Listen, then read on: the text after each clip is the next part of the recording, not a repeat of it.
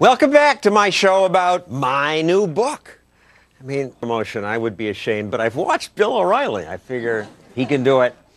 I can do it. But now it's your turn to criticize me or ask questions. So who's first? I am a college student, and my roommate is a liberal. And whenever I bring this argument up that government fails, but individuals in the market succeeds, he always cites the example of Europe, and that they have larger government, higher tax rates, but they have lower poverty, better health care, better education, and things like this. What would, argument back about how Europe is bigger government and potentially they have more prosperity in that sense? I would say they don't have more prosperity. America is more prosperous than Europe. We are a much more diverse country. We have more immigrants. We create many new jobs.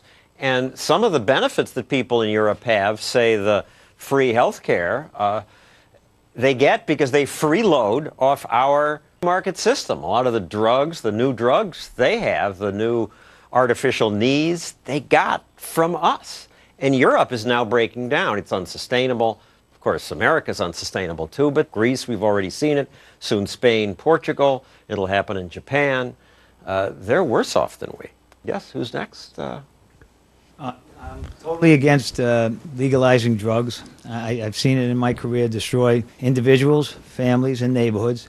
You might be able to convince me of marijuana, but any other drug I would be totally against. Once you're an adult, who owns your body? If you want to wreck your life with heroin or crack, and by the way, 90% of the people who use these drugs do give them up on their own, so they're not quite as helplessly addictive as we hear. But isn't it your right to hurt yourself? Yeah, but I've seen people get hooked on this at a young age. Like I said, they don't long enough to get off it. They die. They ruin their families. The government statistics show 90% quit on their own. Like I said, marijuana, you might be able to convince me. But any of these other drugs, no way. All right, well, I can't convince everybody. So. Who else here? Yes, sir.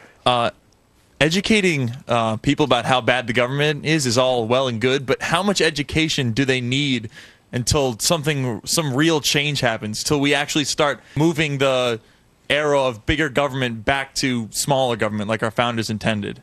Thomas Jefferson said it's the natural progress of things for government to grow and liberty to yield. Ron Paul's out there fighting. He's getting more of a response than ever before, but still 10, 11, 12% of the vote. It's not intuitive to think that free people being left alone would be better than our wise protectors. But you're young. Do you get it? So just tell your friends. We need to get to the young people. Yes? In researching the book, what did you find out that actually surprised you, that people who've been watching your show for a long time might be surprised to find in the book? I was surprised to find the extent of the horrible idiocy of some of these bureaucrats. The TSA, for example. We've all heard the horrible stories about people having their privacy invaded. But did you know that in the law that created the TSA, there was an exception that said if a city wants to opt out, it can. And San Francisco did. What's the result? In San Francisco, the lines move more quickly. They move people around. So now all these other airports around the country say, TSA, we want to opt out too.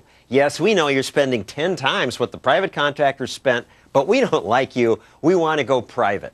And the TSA just doesn't even respond. For a year, they don't respond to letters from airport directors. And then they finally say, we don't think it's advantageous to the federal government.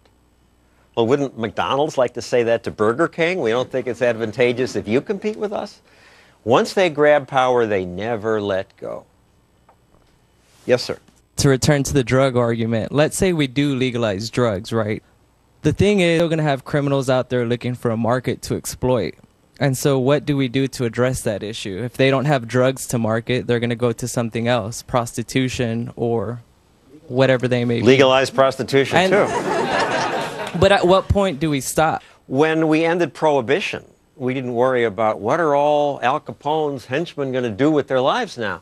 If prostitution were legal and drugs were legal, those people had real jobs, and many of them wouldn't be criminals anymore. You're not buying it. The guy in front of you buys it. I read your other book, by the way, Give Me a Break, and it convinced me very strongly that prohibition is the problem. Nobody's robbing, police for liquor and stuff and everything. So I think legalizing drugs is the answer to a lot of our problems. In Portugal, they decriminalize drugs. There is less crime. In Holland, they legalized marijuana. Fewer teenagers smoke. So our assumptions often are wrong. Yes, ma'am. When on college campuses, when we bring up the idea of libertarianism, the first reaction is, well, that's not moral. I mean, I would think that liberty in the free market is the most virtuous thing you could do. So what am I missing? What are they missing? It is moral to be a free person, pursue your own interest, and you do better when you treat people well. And that's how life works when people are free. Thank you. We're out of time for questions. Coming up, my personal learning curve, how I came to understand that the political class is just arrogant when they say this. Yes, we can. Yes, we can. Yes, we can.